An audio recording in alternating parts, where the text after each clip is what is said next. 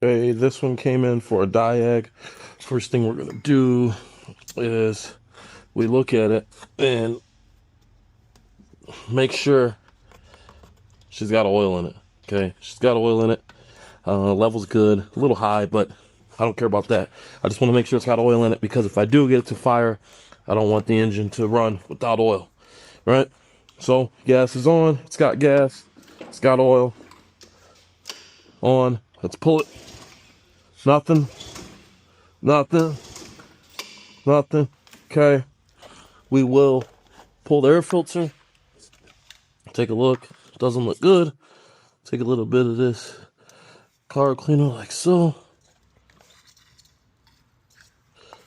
That one's just about empty. I might have to get a new one.